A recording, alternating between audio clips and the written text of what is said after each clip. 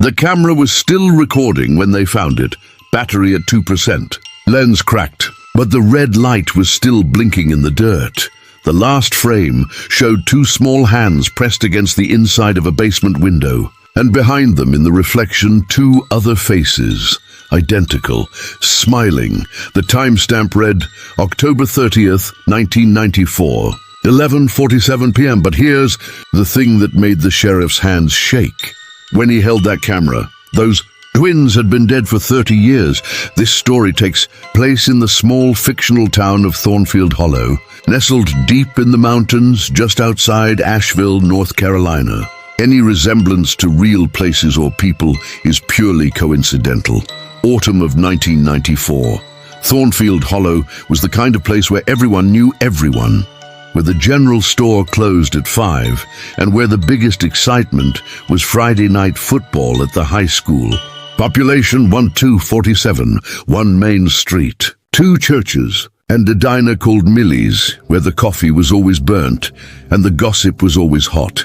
The town sat in a valley so deep that cell phone towers didn't reach it. Most folks still had rotary phones. The younger kids were just getting into Super Nintendo, and if you wanted to rent a movie, you drove 20 minutes to the Blockbuster in the next town over. It was the kind of place where people still left their doors unlocked. Until that October, our story centers on Rebecca Marsh, called Becca by everyone who knew her. 17 years old, senior at Thornfield High, strawberry blonde hair, freckles, shy smile. She worked weekends at the town library, dreamed of going to college in Raleigh, and had never been in any kind of trouble. Becca lived with her mom in a small 2-story house on Maple Street, the kind with aluminum siding and a porch swing that creaked in the wind. Her dad had left when she was 9. Her mom worked double shifts at the textile factory in the next county. Most nights Becca was alone. She didn't mind it. She'd made peace with the quiet, with the sound of wind moving through the mountains, with the way the old house settled and groaned. But that October, something changed. She started feeling watched. It started 3 days before Halloween, October 28, 1994, Friday night. Becca's mum was working the overnight shift. Becca had the house to herself. She made microwave popcorn, put on a rented VHS copy of Sleepless in Seattle, and settled onto the couch with a blanket. Around 9:30, the phone rang. She answered it. Hello? Silence. Then faintly she heard something, breathing. No, not breathing, whispering. 2 voices overlapping, speaking in unison. She couldn't make out the words, but the tone was sing-song, childlike. Hello? She said again, louder this time.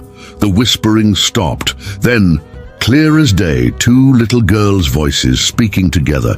We've been waiting for you. Becca, click. The line went dead. Becca stood there, heart pounding, the phone still pressed to her ear. She told herself it was a prank. Halloween was close. Kids did stupid stuff. She hung up, but her hands were shaking. She went back to the couch, but she couldn't focus on the movie anymore. Every creak of the house made her jump. Every gust of wind against the windows felt like something trying to get in. At 10:15, the phone rang again. This time she didn't answer. It rang 14 times before it stopped. Then, silence. Becca turned off the TV. The house felt too quiet. She could hear her own heartbeat, the hum of the refrigerator, the ticking of the clock on the wall, and then she heard it from upstairs. Footsteps small, light, like a child running back and forth. Back and forth across the hallway above her head. Becca froze. She lived alone. Her mom wasn't home. There was no one upstairs. The footsteps stopped. Then, from the top of the stairs, she heard giggling. 2 voices, high-pitched, delighted. Becca grabbed the phone and dialed 911, the dispatcher. A woman named Carol, who'd known Becca since she was little, answered immediately. Thornfield Police, what's your emergency? There's someone in my house, Becca whispered. Upstairs, I can hear them. Are you alone, honey? Yes, can you get out of the house? Becca looked toward the front door, then up at the dark staircase. The giggling had stopped. Everything was silent again. I think so. Go right now. I'm sending Deputy Harris. Becca didn't wait. She grabbed her jacket and ran out the front door, leaving it wide open behind her. She sprinted across the yard to her neighbor's house, Mrs. Chen. An elderly woman who always had her porch light on. Mrs. Chen let her in without question, made her tea, and they waited together until Deputy Marcus Harris arrived 12 minutes later. Marcus Harris was 28, born and raised in Thornfield, and had been a deputy for 6 years. He was the kind of cop everyone trusted, patient, thorough. He took his flashlight and checked every room of Becca's house. All the windows were locked from the inside. The back door was bolted. No signs of forced entry. No one hiding in closets or under beds. Nothing disturbed, nothing except one thing. In Becca's bedroom, on her neatly made bed, was a Polaroid photograph that hadn't been there before. It was old, faded. The colors were washed out, yellowed at the edges.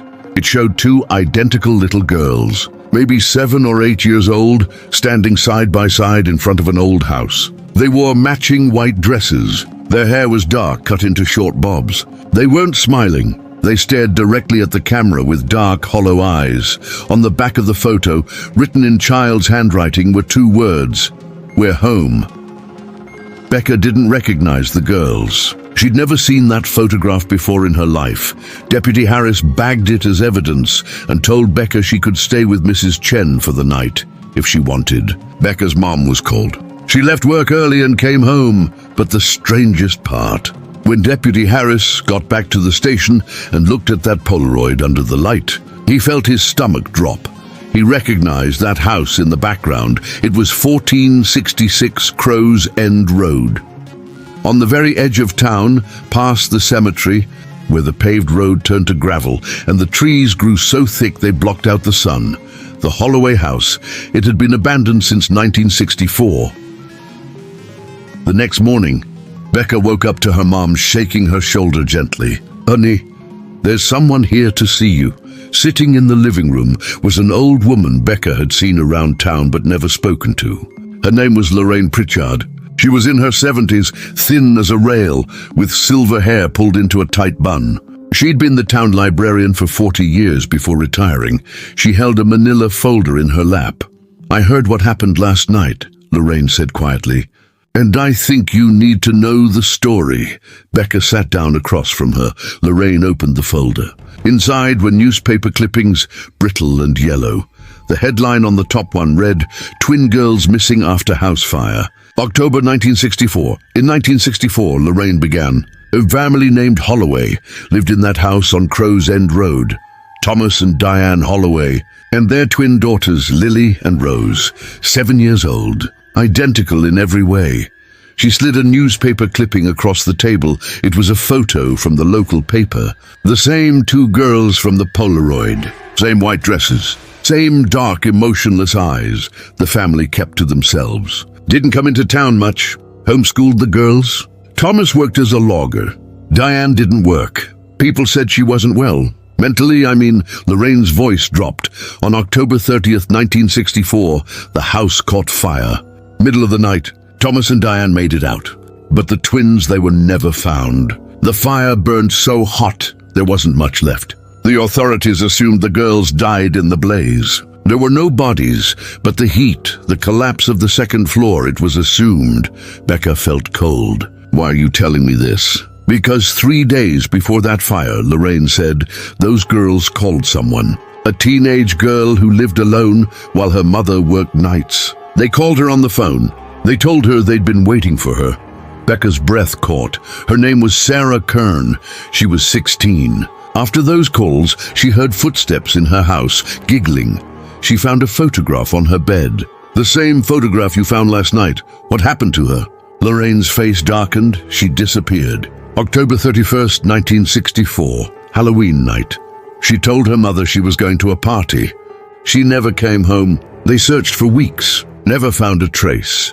2 weeks later, the Holloway parents left town in the middle of the night. No forwarding address. The house was left abandoned. No one's lived there since. Becca's hands were trembling. "Why me? Why now?" Lorraine closed the folder. "Every 30 years, she said. 1964, 1994, same pattern. Same signs. You're not the first, Becca, and if we don't stop this, you won't be the last."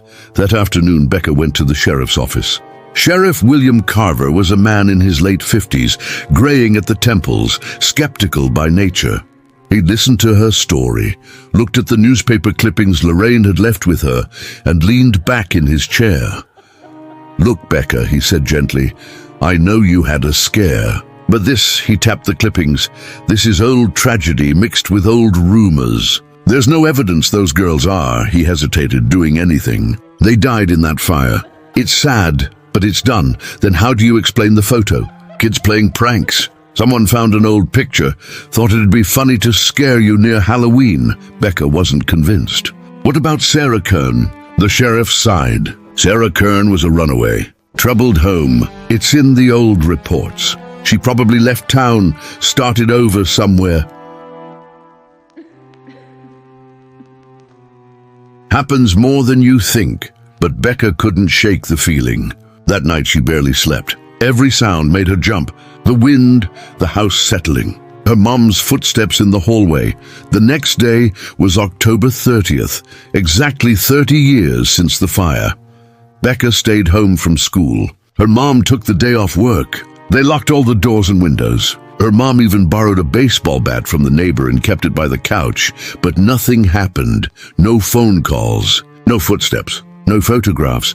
By 8 p.m., Becca started to relax. Maybe the sheriff was right. Maybe it was just pranks. Coincidence. Her mind playing tricks. Her mom ordered pizza. They watched Forrest Gump on VHS. At 10:30, her mom went to bed. Becca stayed up, flipping through channels, too wired to sleep. At 11 p.m., the power went out. The TV went black. The hum of the refrigerator stopped. The house plunged into darkness. Becca grabbed the flashlight they kept in the kitchen drawer. Her mom called down from upstairs. "Honey, you okay?" "Yeah, probably just a blown fuse." But when Becca looked out the window, the rest of the street still had power. Porch lights glowing, TVs flickering in living room windows. Only their house was dark. Then the phone rang. Becca stared at it. The old rotary phone on the kitchen wall, lit faintly by her flashlight beam. It rang again. She didn't want to answer it. Every instinct told her not to, but her hand moved on its own. She picked up the receiver. "Hello?"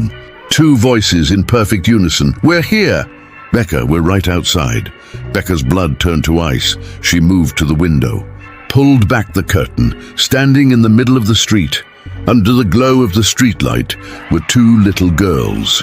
Identical, white dresses and dark hair, pale skin. They stood perfectly still, side by side, holding hands, staring directly at the house, directly at her. Becca dropped the curtain and stumbled backward. She ran to the stairs. Mom, wake up!" But when she reached the top of the stairs, her mom's bedroom door was closed. Becca tried the handle, locked. She pounded on the door. "Mom, open the door!" No answer. She pressed her ear to the wood. Silence. Not even breathing. Becca's heart was hammering now. She ran back downstairs, grabbed the baseball bat, and went to the front door. The deadbolt was unlocked. She hadn't unlocked it. She gripped the bat with both hands and slowly opened the door. The street was empty. No girls, no movement. Just the quiet hum of the streetlight and the distant sound of a dog barking. Becca stepped onto the porch, bat raised. Then she heard it from behind her, inside the house. Giggling, she spun around at the top of the stairs. Silhouetted against the darkness stood two small figures, holding hands. Becca ran. She didn't stop. She sprinted down the street barefoot, still holding the bat, screaming for help. Lights turned on in houses. Doors opened. Mr. Kaplan from 2 houses down came running out in his bathrobe. By the time Deputy Harris and Sheriff Carver arrived, a small crowd had gathered. They searched the house. Top to bottom, Becca's mom was asleep in her bed. The door unlocked, completely unaware anything had happened. She'd taken a sleeping pill and hadn't heard a thing. There was no sign of forced entry. No footprints, no fingerprints. But in the living room on the coffee table was another Polaroid. This one showed Becca's house, taken from across the street. In the window of the living room, you could see a silhouette, Becca looking out and standing behind her. Reflected in the glass were 2 small figures. On the back, in the same child's handwriting, "Tomorrow." The sheriff's face went pale. That night, Sheriff Carver made a decision. He drove out to 1466 Crow's End Road. He hadn't been out there in years. The driveway was overgrown, the house sagging and rotted. He brought Deputy Harris and 2 flashlights. The front door hung crooked on its hinges. They pushed it open. Inside, the smell of mildew and ash still lingered after 30 years. The walls were blackened. The floorboards were weak. They moved carefully through the first floor, kitchen, living room. A staircase that led up into darkness. Harris called out, "If anyone's here, this is the police." Silence. Then, from upstairs, they heard it. Footsteps, small, running. Sheriff Carver drew his gun. "Stay behind me." They climbed the stairs slowly, every board groaning under their weight. At the top, a narrow hallway stretched into shadow. 3 doors, all closed. The footsteps had stopped. Carver reached for the first door, opened it empty, just a collapsed bed frame and peeling wallpaper. Second door, same thing. The third door at the end of the hall was different. It had a padlock on it from the outside. Harris and Carver exchanged looks. Carver shot the lock off. The door swung open. Inside was a small room. No windows. Walls scratched and gouged, as if by small fingernails. In the center of the room were 2 wooden chairs, child-sized, and on the wall, written over and over in what looked like charcoal, "We're home, we're home, we're home, we're home, we're home." Harris's voice was shaking. "What the hell happened here?" Carver didn't answer. He was staring at the floor, in the dust. There were footprints, small, bare, fresh, leading to the corner of the room, where 2 small figures stood, identical, holding hands, smiling. Carver raised his gun, but his hands were trembling. "Girls," he said, "we're here to help." The twins tilted their heads in unison. Then they spoke, voices layered and wrong. "You're too late." The flashlights went out. Both deputies ran. They didn't stop until they were back in the car, doors locked, engine roaring to life. Harris was breathing hard. "What do we do?" Carver's hands were white-knuckled on the steering wheel. "We don't go back there. Ever." Halloween night, 1994. Sheriff Carver stationed himself outside Becca's house. Deputy Harris was parked across the street. Becca's mom stayed home. Becca was not allowed to leave, but Becca couldn't shake the feeling. She kept looking out the window. At 11:47 p.m., the same time on the timestamp from the camcorder found in the woods, Becca saw something. At the end of the street, standing under the streetlight, were the twins. They waved. Becca didn't remember walking outside. She didn't remember opening the door, but suddenly she was standing in the middle of the street, barefoot in her pajamas. The twins were gone.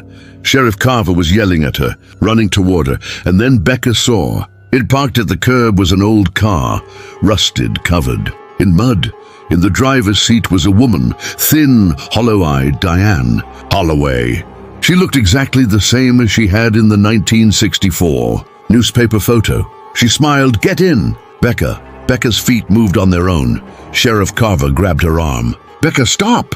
But Becca turned to him, and her voice wasn't her own. "They've been waiting for me." Carver pulled her back. Harris called for backup. The car door opened. The twins stepped out. Carver pulled his gun. "Don't move!" But they just stood there, smiling, and then from every direction, flashlights appeared. Neighbors, townspeople. Someone had called for help.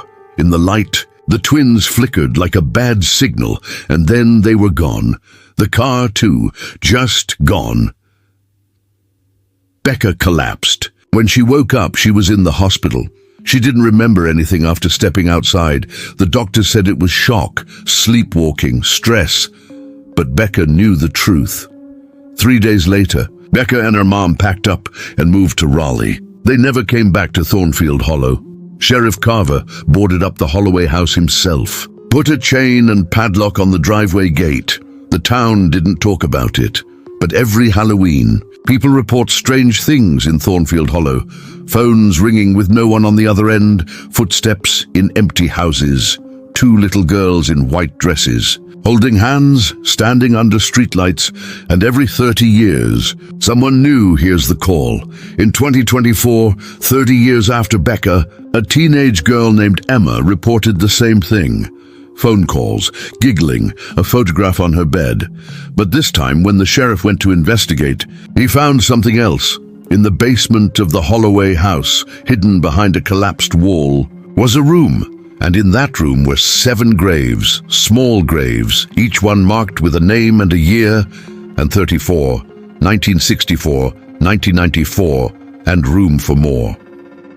The camera they found in the woods, it belonged to a paranormal investigator from Raleigh who'd gone to the Holloway house in 2023. He was never seen again, but his camera kept recording, and on that tape, if you watch to the very end, you see him walk down into the basement, and you see the twins standing in the shadows, smiling, and you hear him say, just before the tape cuts out, "Oh my God, there are more of you." To this day, the Holloway house still stands. The town wants to tear it down, but every contractor who's tried has quit within a day. They say they hear voices, children singing, and at night, if you drive past Crow's End Road, you can still see lights in the windows, even though there's no power, even though no one's lived there in 60 years. Becca Marsh is 47 now. She lives in Virginia. She changed her name. She has a family. But every October she gets a call. She never answers. But on her voicemail, she hears the same thing. 2 little girls singing, "We've been waiting for you." Becca. And this year, in 2024, 30 years after her encounter, something new happened. She received a package, no return address. Inside was a Polaroid. It showed her house in Virginia, taken from across the street, and in the window, you can see her daughter standing there, looking out, and reflected in the glass behind her, 2 small figures holding hands. What do you think really happened that night? Share your theory in the comments and subscribe for more stories that blur the line between reality and fear.